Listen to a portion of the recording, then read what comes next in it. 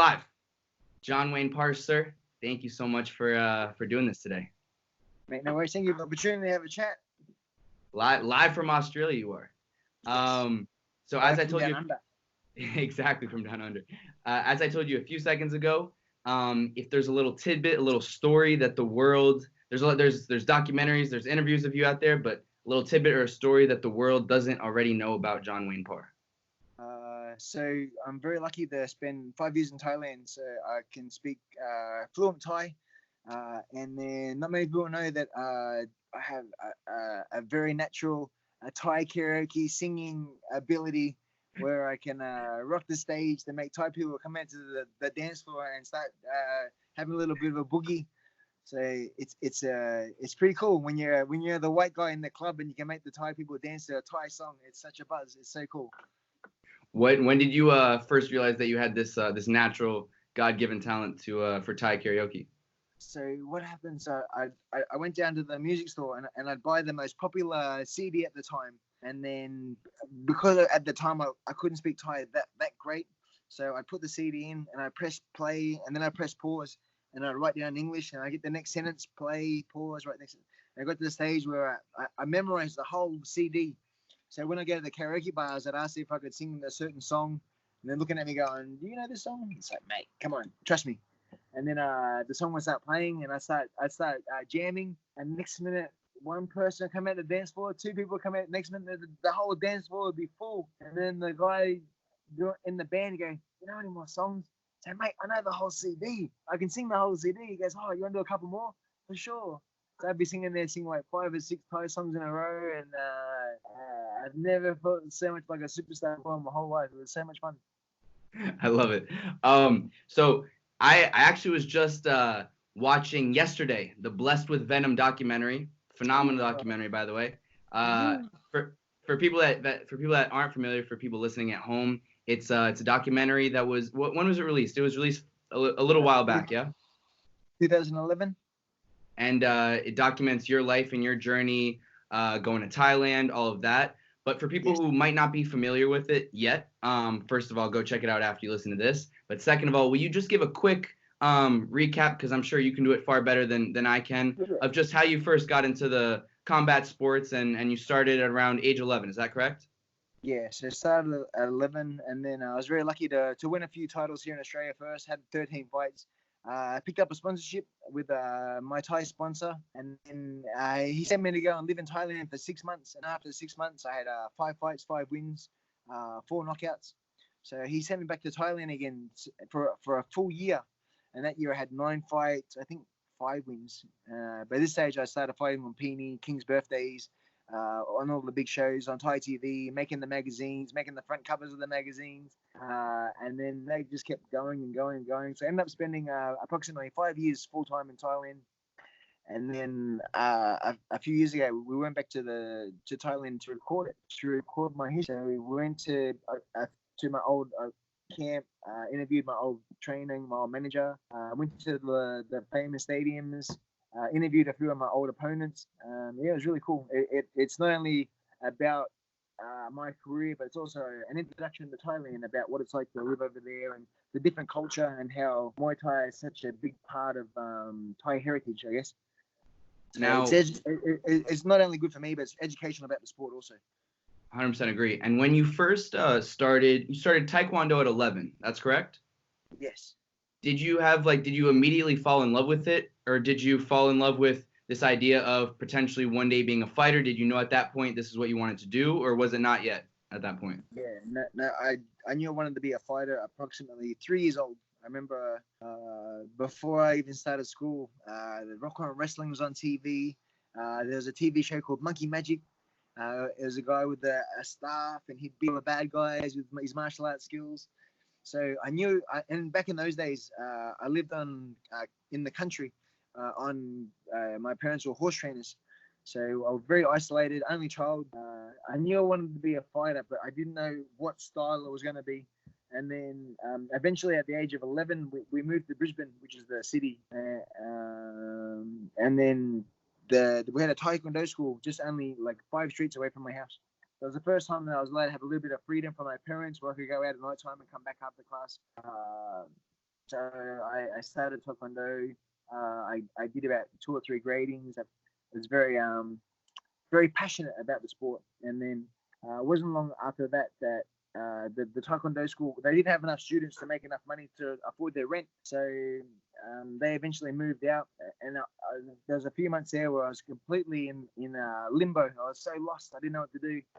And it was just happened about 6 months later, kickboxing came to the same hall that the Taekwondo school was at. And I'm thinking to myself, it's not Taekwondo. I'll do this, just keep fit until I find another Taekwondo school. So I started kickboxing, and then from the very first class, I thought, this is amazing. So yeah, it just changed my whole perspective and on where I wanted to go and what direction I wanted to fulfill. And then just so happens the movie Kickboxer came out not long after I started kickboxing. And then here's a story of this gentleman that goes to Thailand, fights the Thai champion and wins. So I was like, this is my new direction. Instead of going to Korea and doing Taekwondo, now my destiny is I have to go to Thailand and I have to fight the most scariest Thai in Thailand to get not only to justify myself, but to prove to the Thais that I'm good at your sport. And then, so that has been my motivation since I was approximately 13 years old. And I'm now 43, and I'm so happy to say that I got to live my dream 10 times over. Not only did I get to go to Thailand, but I got to win 10 world titles, fight the Thais. And then the most satisfying part is when people go to Thailand now, if they happen to mention my name, the Thai camps are, oh yeah, we know John Wayne Parr. So to go over there and to leave a mark to the Thais remember who I am, it's so crazy. I'm so humbled and appreciative of the opportunities that I've been given. Now, take me back to that first day in the documentary. It's when you first get to Thailand, you're dropped off. I think one of the images is you're dropped off in front of the first place that you stayed at. I think it was Richard's brother's home, correct? Yes. And will you take me to what? And you were how old at that time? 19. So you're a 19-year-old from Australia. You get to Thailand. I imagine at that point you don't speak a word of Thai, right? No, all I can say is Sawadee Cup.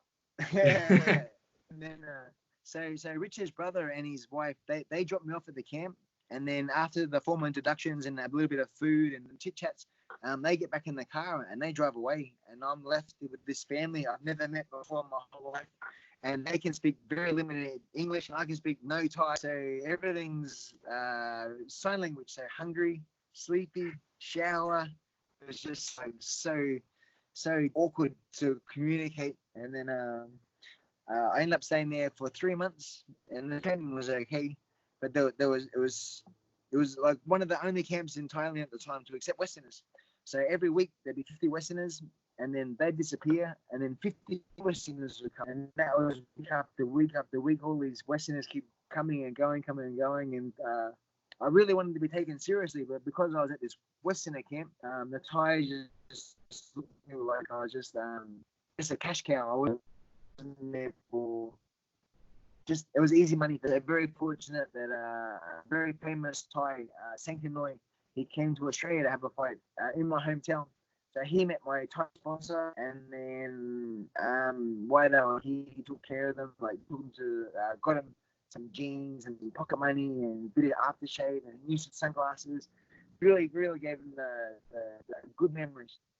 And all he asked in return was that if they could take care of me when they got back to Thailand and let me get involved with their camp. So as soon as they got to Thailand, they come and pick me up. And then from that moment forward, I was a full-time fighter in Bangkok. And then, from there, my career just went straight up and up and up. So, it was very, very amazing to from being in Pattaya, which was okay, to go into Bangkok, and then it's a whole new world over there. Every fighter aspires to be in Bangkok because that's where you become a superstar. That's where all the big stadiums are, and people are really paying attention. It's a bit different. A lot of people go to Samui or Koh Samui or Phuket these days. But if you really want to be a superstar, you really have to try and make it big in Bangkok because that's where everyone's gonna. It only takes like 5 good fights and all of a sudden you're a household name where you can have 20, 30 fights in the islands and no one cares. So to be a star, you really have to base yourself in Bangkok to get noticed. And what's going on in your head even those first like couple of months that you're in Thailand. You're 19. I think in the documentary you talk about sleeping in like Richard's brother's bed when he's taking up all the room and whatnot. I mean, were there had to have been doubts along the way, like what am I doing? No? Yeah. Sort of. Yeah, there was so sometimes a bit uncomfortable because in the middle of the night we were sharing a double mattress. So in the middle of the night I get an arm put over me or a leg, and then it's like get off me. But at the same time you do whatever you can to try and cut corners because I didn't have much money, and if it meant sharing a bed with someone and to make ends meet, I was more than willing to do that just to become a superstar. So then when I moved to Bangkok, there was no beds. We all slept on the floor side by side. So there'd be 10 boxes in one room, and we're all like little rats. So sleeping side by side, and then their arms and legs going everywhere, and it's like so crazy. So you sleep together, you train together, you eat breakfast together, you all sleep in the one room again all together during the day. And afternoon, you start all over again. Train, eat, sleep. So sometimes it was 6 days a week. Other times it was 7 days a week, depending on how close the fight was. And then morning, you're expected to train 3 hours. Afternoon, 3.5 to 4 hours. 7 days a week. And then after a fight, you're allowed 7 days off. So I jump in a bus, go to Pattaya, go to the Western area, speak English for a few days, eat a hamburger, maybe eat a pizza. And then after my 7 days, I jump back on the bus, go back to Bangkok, and then I become a Thai again. Speak Thai, eat Thai, train Thai. So I did that consistently for pretty much 5 years straight. And what did those camps look like in terms of your training schedule on a daily basis? What were you guys doing? Yeah, so you wake up. I think we're on the road by about 5:36 before try and beat the heat. Run for an hour in the morning, come back, do bag, do pads. You finish with your kicks and knees and everything else. Muay Thai morning training wasn't as bad, and then afternoon training, the big boss would be up by then, and he'd sit beside the ring and he'd watch every motion. So with our camp in Bangkok, our trainer, he only had one leg, so yeah, it was bizarre. He lost his leg through a blood virus. So they had to amputate his leg, otherwise he was going to lose his life. And because he lost his leg, he was very pissed off at the world. So he was very angry. So every day we were expected to train harder than the day before. So there was no sucking off. Every day was like just crazy. And then so you run for an hour, you do your bag, and then afternoon it's a shorter run, but more intensity with the pads and the bag and everything else, and then clinching for half an hour straight. And with our camp, there was one guy that was my size, and he was a star of Thailand at the time. So I'd last 30, maybe 45 seconds before he'd throw me over. I'd stand up, he'd throw me over again, throw me over again, throw me over again. And then eventually I got stronger and stronger and better and more balanced. And then eventually I started holding my own. But yeah, it was a long process. It was very, very frustrating, and it was tough. But I'm very happy that I lasted the distance and got better. I needed to get better to survive every train, not just the fights, but to survive the training sessions. So yeah, it was cool. And then now I can say that I can pretty much hold my own with anybody now, especially when you get thrown in the deep end straight off the bat. And after that, everything's easy now, easier. And do you recommend? I mean, there's a lot of like UFC and MMA guys that now will go do their camps in Thailand as a way to just dissociate from the rest of the world. Did you feel like when you were in Thailand, you could just hone in on your craft and you had absolutely zero distractions? Do you recommend that for young and upcoming fighters? Oh, for sure. Because you don't have to worry about work. You don't have to worry about outside influences, like you said. It's just you wake up, you train, you have something to eat, you have a nap on the day, you wake up, and you train harder again in the afternoon. And yeah, it's it. There is no outside influences. It's and if you like Muay Thai as much as I do, that's all that matters. Nothing else, nothing outside of that. No one cares. So my destination was to be the greatest, and there was no outside influences that was going to change in my direction, whether it be work, girls, partying, whatever.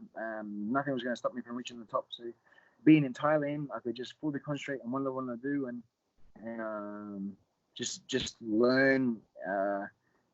It's so tough because the Thais are so good, especially when you first get over there. You're a 19-year-old kid, and they'll say, okay, we want you to do some light sparring with this 11-year-old kid. It's like, he's only 11. And then this little 11-year-old kid just towers you up. It's like, holy shit, this kid's amazing. And then it's like, I can't believe this little kid just smashed me. And then back in then, there was no shin pads either, so you had to learn control, because if you check with no shin pads on, it's shin on shin, it's bone on bone. So not only are you learning good skills, but you're also learning really good control. It was so. It's definitely different world, but at the same time, the best world. It's if you want to learn, it's definitely well worth it. Save your money and go, because you won't regret it. Do you think you could have had the career that you had if you hadn't done this journey in Thailand? I'm not sure. But before I left, I was 19. I was a bartender. I was easily influenced to the bad side. So how's this? I got this job at a nightclub, picking up glasses and bartending, and then we had a staff meeting, and I said to the owner, he asked questions at the end of the meeting. Anyone have any questions? Yeah. Hey, look, I've only just been employed by the company. I'm a professional fighter. Is there any chance that the nightclub would like to sponsor me? And I said, well, we can't give you money, but what we can do, we can give you free alcohol. So on your days off, you're more than welcome to come in the club and just, we'll give you a manager's card, not just for you, but you and your friend can drink as much as you want any night of the week that you're not working. And I say, beautiful. So yeah, the worst possible sponsorship you could possibly give a 19-year-old kid that at that time was trying to find himself and realizing alcohol isn't the answer, but at that stage it was the answer. It was the most greatest answer ever. So I'm glad that I got the opportunity to go to Thailand and escape Australia, because a lot of my friends were starting to get arrested. They were stealing cars and doing dumb shit and just being kids. So I'm lucky that I got out of that scene and was saved. Muay Thai saved my life. Like, you hear people say it all the time, and it's such an easy thing to say, but at the same time, I'm so fortunate and so blessed that my path was get out of Australia and focus on what you want to be. So yeah, it's very cool. And even going off that, I think I just had a UFC fighter, Lyman Good, I don't know if you're familiar with him, who was talking about how for him, he had a lot of anger growing up, and martial arts was an outlet. Did you have any anger? Was it an outlet in that sense, or was it just an outlet in the sense of it's going to keep me out of trouble? Yeah, so growing up, like I was saying before, growing up on farm, so I went to 11 different schools growing up. I was always the new kid, so to keep sane, and at that stage I was an only child as well, so we'd not only just move up the road, we were changing states all the time, and just introduce of the class, and I'd always hang out with the nerdy kids at the start, then try and find who were the cool kids later on. But martial arts and Muay Thai in general was my happy place. So even though we moved and I had no friends, the first priority was finding a new gym, because I knew that's where I could be accepted. And I knew that my skills were at a high level where it wouldn't take long for me to make friends in the gym and be put on a little bit of a pedestal, because I was trying to be somebody. The only way to do that was through my fighting. That was who I wanted to be. Yeah, so going to all these different schools, my education is not the greatest, but at the same time, through sport and through combat, I was lucky to get accepted and very fast. And then in school too, once the rumor goes around that you train martial arts, you don't get picked on, which is cool. Did your parents always support you and you going into fighting? Yeah, my dad was. He was probably my biggest fan growing up. Once I got back from Thailand, he was definitely my biggest fan. If the fight wasn't too far away, he'd jump in the car or jump on a plane and come and support me wherever it was. Even one of my fights in K1, he flew to Japan and came to the I think it was when I fought Kraus in the 2005 K1 World Max Final. He flew over to Japan to come and support me. So that was pretty cool. Mum came to my last fight against Mundine, but yeah, she was because she's the mum and you're the son. The last thing you want to see the son getting beat up or get a blood nose or a black eye. So, but she came and supported my last fight, which was really cool to see her in the crowd. So yeah, it's nice. And I'm curious as to what your mindset has been or is before a fight, and how that kind of progressed throughout your career from when you were, a hungry 16-year-old just turning pro to, 27-year long career. Does your mindset change before a fight? Is it just in the beginning, is it hunger? At the end, is it business? Or is it just passion and a little bit of everything kind of mixed in? Yeah, when I first started making a name in Thailand, so I was fighting these Thais, and then I won my first 9 fights straight, and then after that, I started fighting the A-class guys, like the Thai former champions and champions. My first Thai killer was Orono, and he was like a proper killer back then. And then I remember getting diarrhea, like the Eminem song, had diarrhea, and I was vomiting before the fight and just petrified. I was so scared. He had close to 300 fights, and at that stage, I'd only had 23. So 23 fights versus 300 fights. It doesn't sound very even, but the first 2 rounds was pretty even-ish. And then ended round 2, he caught me with a massive elbow, cutting me all the way through my eyebrow. And then started round 3, cutting me under my eye as well. The fight eventually got stopped. And then I was very lucky to rematch him after 30 more fights and a bit more experience, a little bit older, a little bit wiser. And then in the rematch, I beat him on the King's birthday.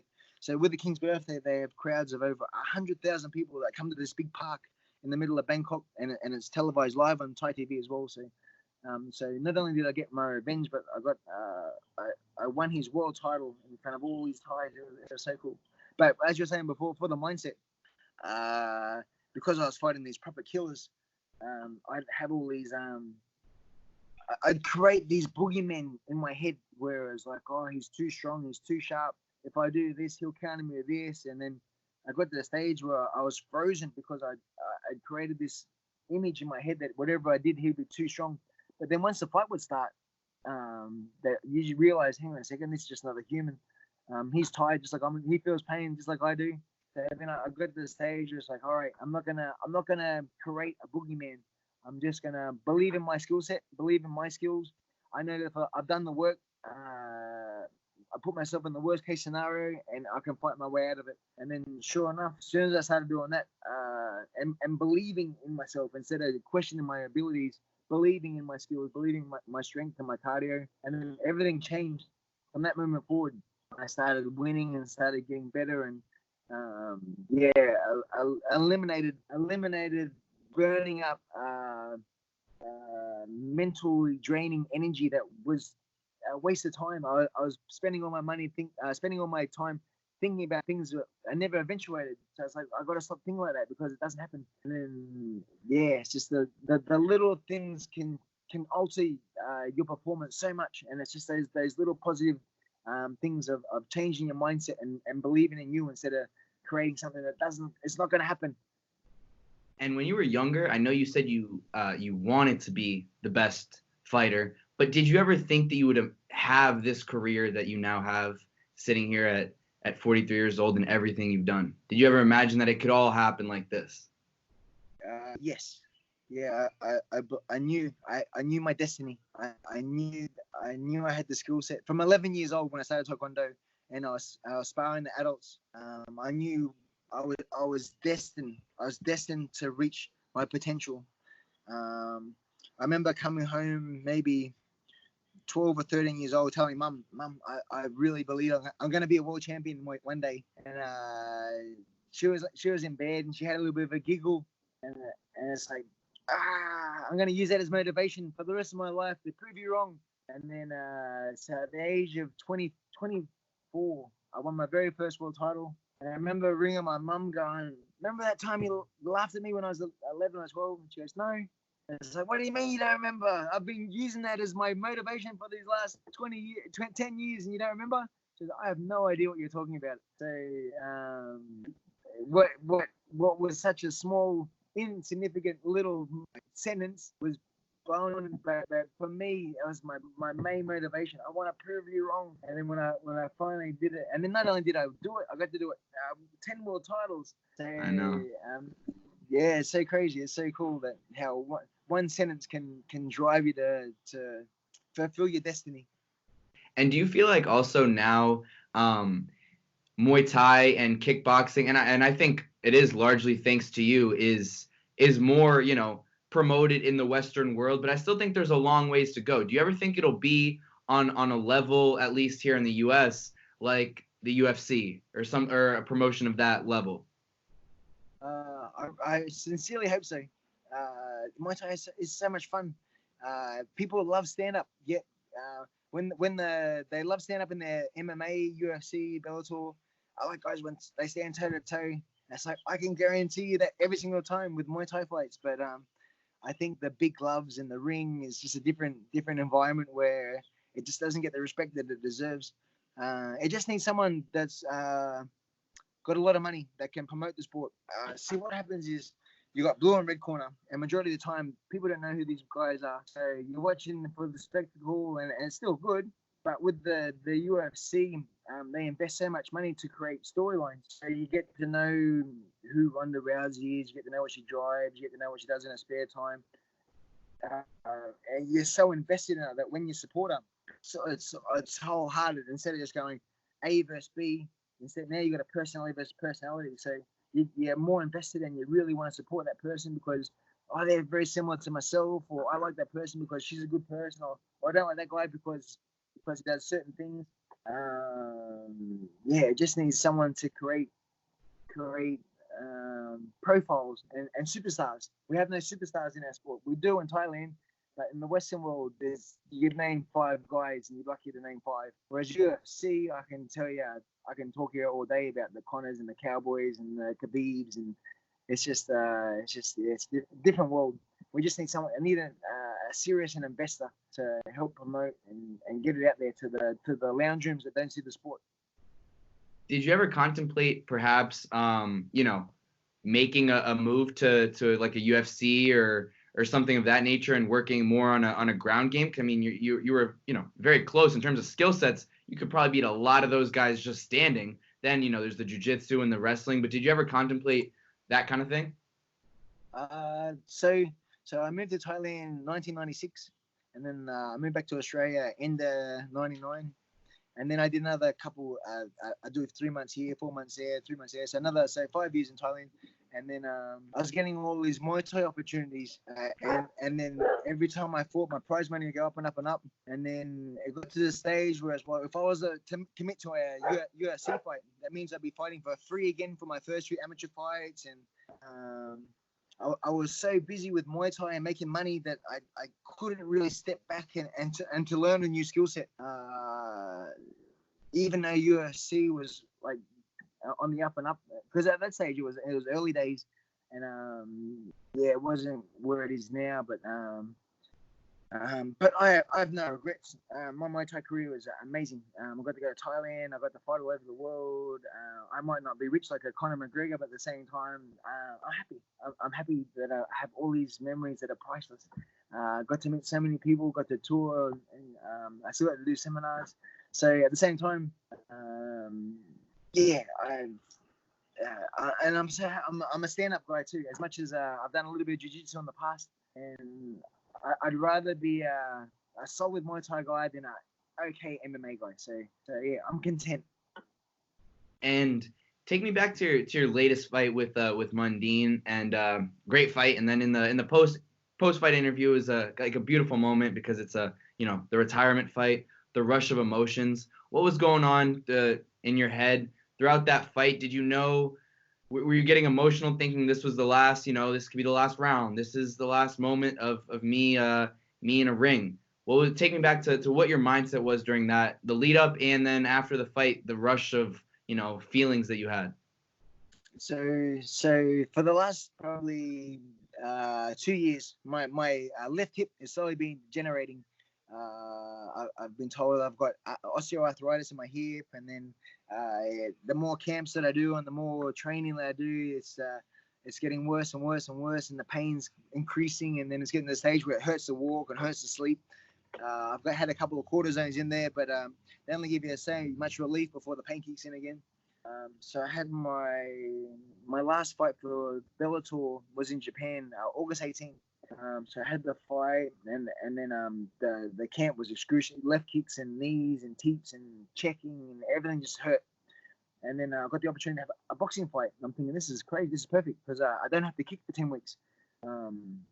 So 5 weeks before the fight, I got an updated MRI, and they've told me, oh, look, there's no cartilage left in your hip. Your bone marrow is your bone's very brittle, and the bone marrow is swelling inside the bone. So if you can, I know there's 5 weeks left to go to the camp, but we need you to stop running. So, what? Stop running? I can't stop running. That's like 5 more weeks. And they go, you don't understand that there's life after fighting. There's more to life than just fighting. No, there's not. There's only fighting. That's all that matters is fighting. And then so I thought, fuck it, I'm just gonna keep running anyway. I don't care. And then so I train, and then 10 minutes after I stop training, I get waves of pain up the bone, not just the hip socket itself, but up the bone.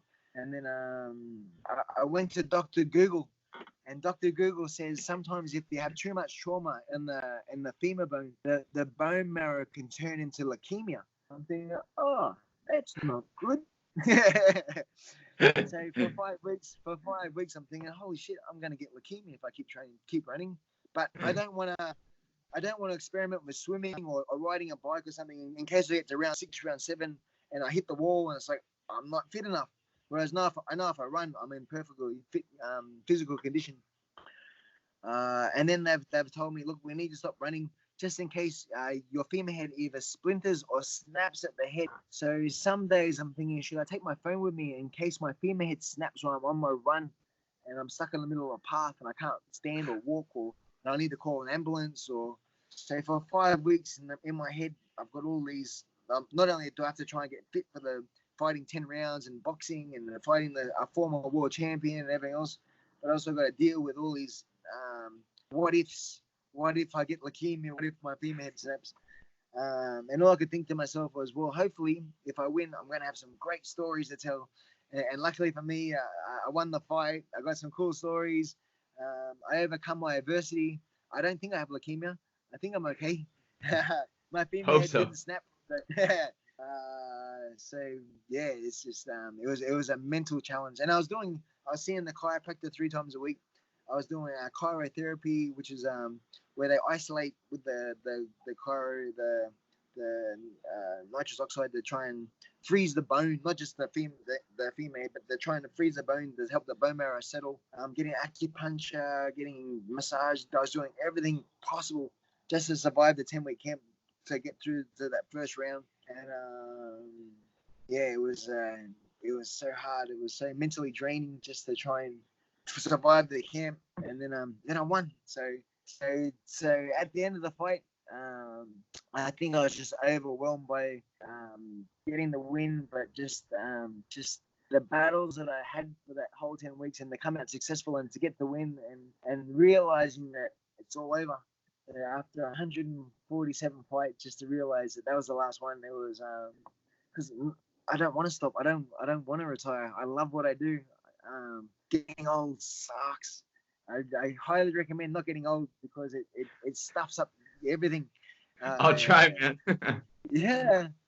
So I love running. I love running. I love training. I really love fighting. And to have that taken away from me is through. I said my whole career from I was a little boy. As soon as my body breaks, I'm gonna train and fight till my body can no longer do it. And it's got to the stage now where I even if I want to come back, I can't because the pain's just too excruciating. So I'm happy that I got to fight a credible champion in Anthony Mundine in a different sport of boxing, and they're coming out successful. It's like a dream come true. Would you say you're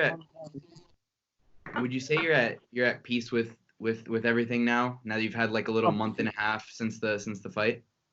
Yes, I'm very very happy that it couldn't happen any better. Especially coming to boxing, proving my boxing skills against a legit boxer. It shows hopefully that I can multitask. I can Muay Thai, I can K1, I can shoot box, I can box. Anything comes to stand up striking or stand up combat, I'm hopefully world class. So yeah, I'm very fortunate. And then it was an opportunity for me to get my name out there to the Australian public as well, because not everyone follows Muay Thai, but everyone follows boxing, and everyone follows Anthony Mundine. So to beat him now, a month later, I can walk down the street and people congratulating me to this day. It's such a nice feeling to. Let's say if I went overseas and I fought Yatsen Guy or I fought Borkow or something, I come back to Australia and no one knows, no one has any idea what's going on. But because you fought Anthony Mundine, all of a sudden people care. And then because you beat him too, it's like, oh yeah, congratulations! Like, woo! So it's nice to finally to get that recognition and that little bit of a profile where people know my name now, which is really cool. And you had, I mean, not only is it an unbelievable career, but when you think of professional athletes, I mean, you had your first pro fight at, it was 16 years old? 14. 14. So that's a 29-year-long professional career. I mean, that's unbelievable. Yeah. What? I had a few Taekwondo fights as well when I was competing Taekwondo. So that was at 11. So technically, wow. 32 years of competing. I mean, when you think about that, what are you most proud of? To put Australia on the map in Thailand.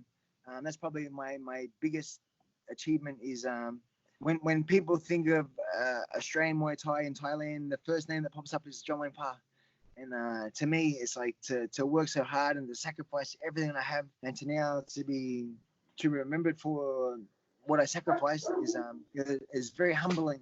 It made it all worthwhile, all the blood, sweat, and tears, and all the times that I doubted myself.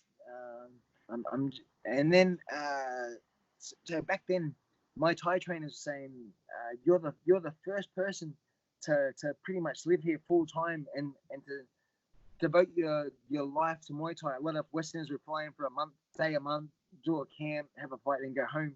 But to be that guy, to live there like 4 years full time, and stay on the circuit and be, I'm only a phone call away for the promoter.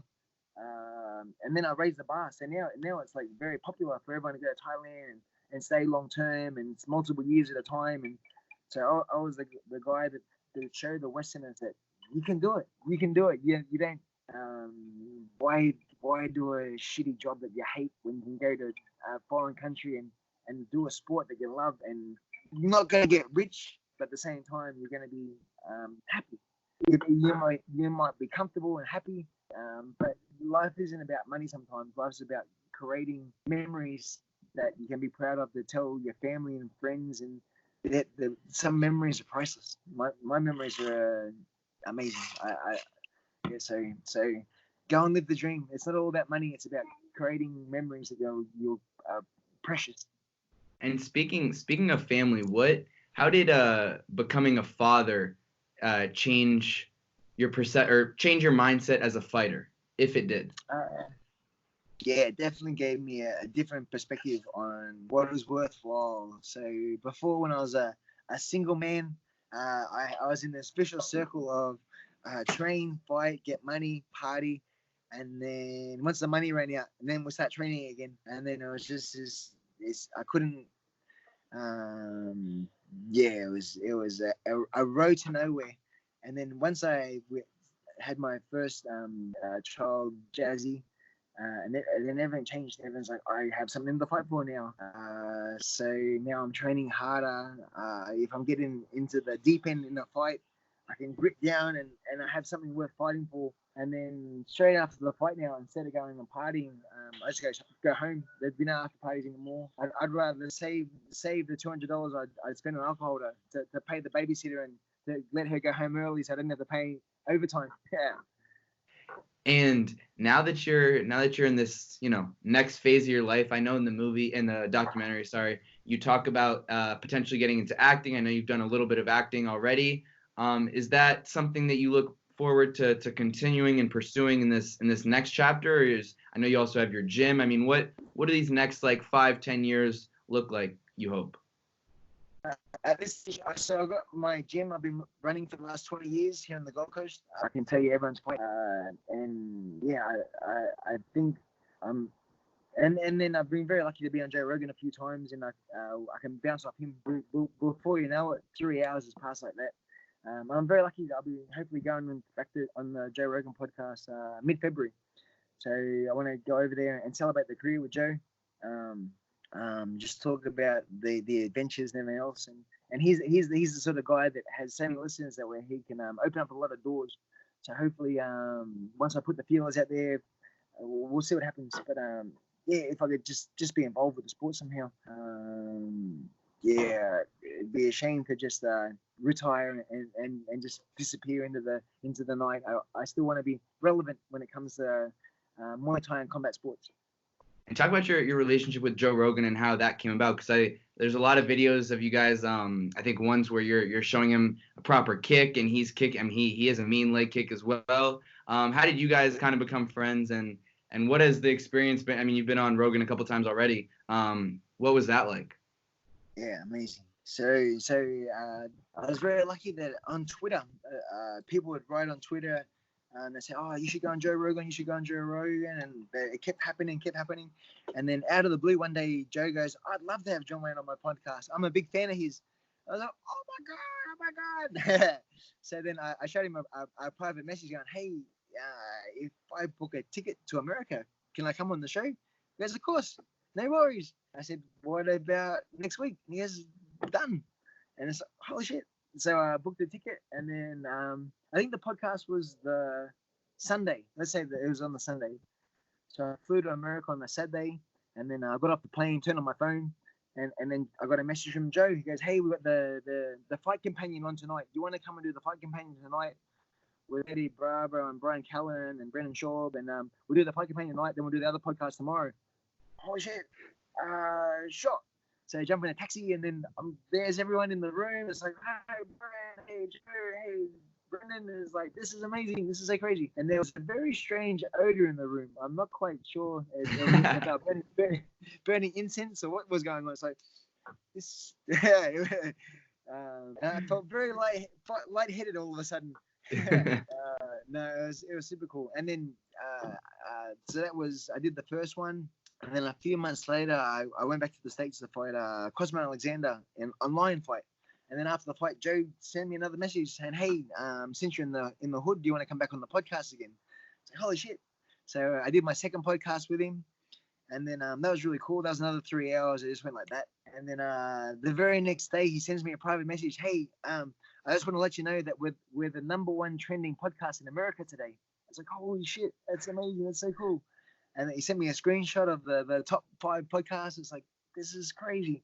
So I've been corresponding backwards and forwards. Oh, yeah, that's right. So the first podcast that we did, Joe's like, "Hey, since you're in the States, do you want to come over to my home and we'll do a bit of training, and then we'll have something to talk about on the podcast later?" For sure. So I get to his house, and he's got like a proper gym set up in his garage, and bag and a matted area and caged off area. So we got there and bit starstruck, and then I just thought, I just treat this like another PT. So instead of thinking, "Oh no, that's Joe Rogan," I just thought, all right, I'm just going to treat him as a student. All right, Joe. And then from that moment, just took control. All right, we're going to do this, this, and this. And he was like so open-minded that he would just try everything that I said. And then a gentleman that was there with us, he recorded all the action. And then he put the tapes away. And it was only the last couple of weeks that he messaged me saying, "Hey, you wouldn't believe it. I was cleaning out my garage and I've just come across all this old footage." So that's all the stuff that I've been sharing recently. He's been sending little snippets at a time. I was like, "This is gold. Why didn't you send me this 4 years ago?" So but at the same time, I'm lucky he sent it now, because now it's more relevant now than it was back then even. So, and Joe's just like, sometimes you got to pinch yourself at, "Oh shit, that's Joe," but the same, he's just like the greatest dude you could ever possibly meet. Besides being a superstar, he's just one of the boys, and he's so easy to talk to as well. He's I remember the first podcast, we were chatting away, and then he goes, I noticed that you keep saying this, and you keep saying you want to be famous, and he was dissecting everything that I was saying without even me noticing. So I didn't even realize I was saying it that much. He goes, yeah, you're saying this, and this. What does that mean? And then it was like being on the psychiatrist's couch. He was just pulling it all out of me without even him trying. That's like, I feel violated. But at the same time, it was cool. Jay's the man. I can't wait to get back again. Would you ever start your own podcast of your own now that you have a slightly more time than perhaps before? Definitely. It could be something for sure. I really enjoy having a giggle, having a joke, taking the piss. Very Aussie style. Aussie style is very sarcastic. And if I can get someone that likes combat sport as much as I do, I can talk about fights all day. So yeah, maybe, who knows? In the future, anything could happen. And just to wrap things up, how do you hope that people remember you as in terms of legacy when it's all said and done? John Wayne Parr as a man, as a father, as a fighter. What do you hope people will remember? Hopefully just a warrior. You probably heard I've said this multiple times in the past, but yeah, I wanted to leave a legacy. I didn't just want to be a flash in the pan fighter. I wanted to be the guy that people, from not only my kids, but hopefully my grandkids, can be proud of their grandfather, saying my great grandfather was a champion.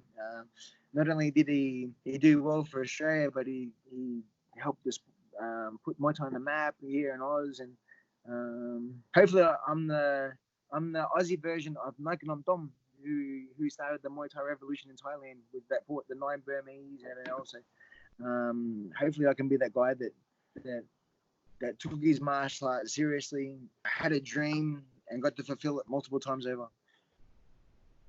You can find John Wayne Parr on Instagram and Twitter at John Wayne Parr. Do go watch that documentary that you can find on YouTube for free, Blessed with Venom. Blessed with Venom. John Wayne, it was an absolute honor to have you on my show. I remember when I first heard you on Rogan, and then I checked out all your highlights and everything, and you know, it's crazy because I think more people here in the West, there's a lot of UFC fans, but I mean, there's some straight killers like yourself out in Thailand. And I hope that, you know, more people hear you and hear your story and your humility and just as a fighter, as a warrior, you know what I mean? And so it's a pleasure. And if I'm ever in Australia, I'll have to come down and you gotta teach me a couple kicks. And if you're ever in New York, you're always welcome in the studio on the show. And truly an honor, man. Thank you so much for taking the time. And I thank you. It's a pleasure. And thank you for letting me share my story with all your listeners. Thank you, sir. And congratulations on retirement. And I wish you absolutely nothing but the best with your next life. Hey, thank you. And just a reminder, don't get old. It sucks. I'll try not to. Thanks, man.